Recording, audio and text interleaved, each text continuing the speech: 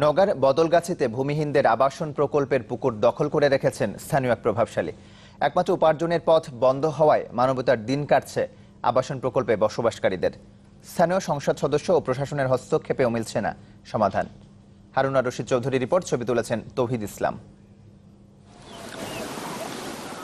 2012 সালে নওগাঁর বদলগাছির নাহিলা কাষ্টগাড়ি বিলের 52 একর খাস জমিতে গড়ে তোলা হয় এই আবাসন প্রকল্প। কথা ছিল এই পুকুর সমবায়ের মাধ্যমে চাষ করবেন ভূমিহীনরা, কিন্তু পুকুরটি চলে গেছে ফরহাদ হোসেন নামে স্থানীয় এক ব্যক্তির হাতে। ভূমিহীনরা বলছেন, আবাসন প্রকল্পের আশপাশে কাজের কোনো ব্যবস্থা নেই। কেবলমাত্র পুকুরটির আশায় এখানে বসবাস শুরু করেছিলেন তারা, কিন্তু সেখানেও তাদের কোনো অধিকার নেই। কাজ না থাকায় এখানে বসবাস করাটাই অনিশ্চিত হয়ে পড়েছে পরিবারগুলোর।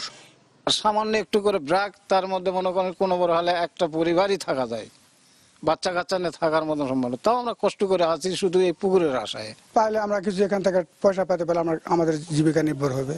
রাত্রে ভাত আনলে সারাদিন আর চুলা চোখান ধরান আমার কোনো আর বুদ্ধি নাই। কি করবে এখন? ওই পানি টানি দিয়ে থুয়ে কোনো রকম ভাবে জীবনটা বাঁচাই।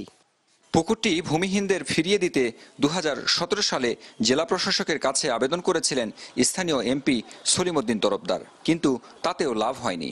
যদিও পুকুরটি যার দখলে, সে ফরহাদ হোসেন মোবাইল ফোনে দাবি করেন আইন মেনে তিনি পুকুরটি লিজ নিয়েছেন, কিন্তু জেলা প্রশাসক বলছেন পুকুরটি বাইরের কারো লিজ পাবার কথা নয়। এখন ওরা পাবে সেটা ওরাও বলতেছে, তো পাবে তো আমরা আর কিভাবে বলবো, আমরা পাইছি নিয়েছি, এখন বাকিটা ওরা ওদের এখন ব্যাপার। আমার কাছে প্রতিমান হয়েছে যে এই পুকুরটি কোনো মতেই বাইরের কারো লিজ পাওয়া উচিত নয়, এবং ইতিমধ্যেই আমি উপজেলা নির্বাহী অফিসারকে নির্দেশনা দিয়েছি যে এই পরের বার যাতে কোনো মতেই বাইরের কেউ এটা লিজ না পায়, সে ব্যাপারে আমাদের সকলকে সজাগ থাকতে হবে। নওগাঁর এই আবাসন প্রকল্পে বর্তমানে 155টি ভূমিহীন পরিবার বসবাস করছে।